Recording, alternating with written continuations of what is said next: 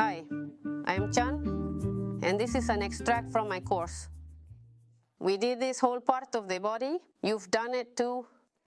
The idea is we're going to start with what would be a little shirt, a blouse, the jacket of Cosmo snail. But before we start, because I always forget this, remember to fill in the antennas or tentacles, or as you like to call it, the eyes.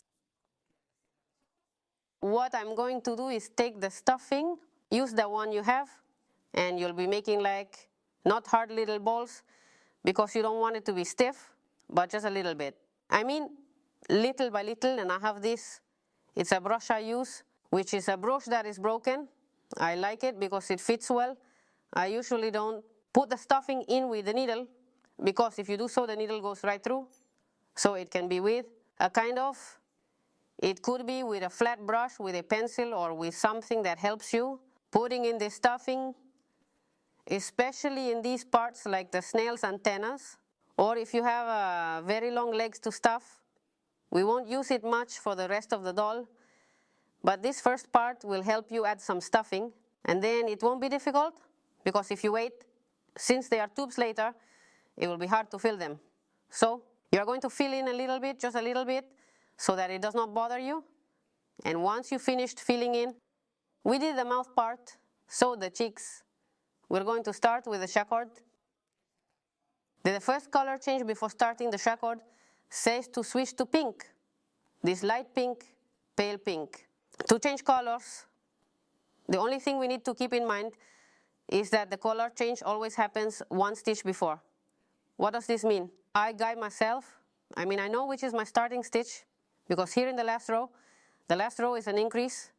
The last stitch I make in a row is an increase. So I had my stitch marker here, and I know I'm going to start. So my next round at this point, I want this point to be pink. So I want it to be pink. Instead of closing the last stitch, I'm going to undo it. And this is important, not so much in this color change, but when you start doing the jacquard. And now I'm going to show you why. So once I'm here, before closing this blue point, I'm going to take the pink color and I'm going to close that stitch with the pink. Then this last point I made is all blue. I'm going to make a little knot so it doesn't escape. I dropped the needle, but anyway, here we are. Well, it doesn't want to stay. The idea here is I make a little knot. In this case, since I'm not going to use the light blue anymore until the body, I'm going to cut the light blue.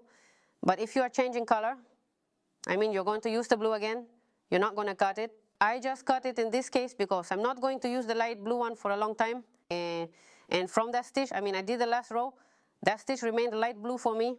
And from this stitch on, I'll end up with a whole row in pink. Since you're knitting in a spiral, this is what will happen to you. Now you will see this little step. Personally, it doesn't bother me. There are people who are bothered, but you will have this color change. You are going to see that this is the end of the row, let's say. The beginning of the row can be seen here, just here. It's kind of staggered because it's crocheted in a spiral. So as it's crocheted in a spiral, it gets staggered. But don't worry, it stays on the back side. There are techniques so that it doesn't stay. For me, they are more troublesome than helpful. If you like this extract, you can find the full course on Artesane.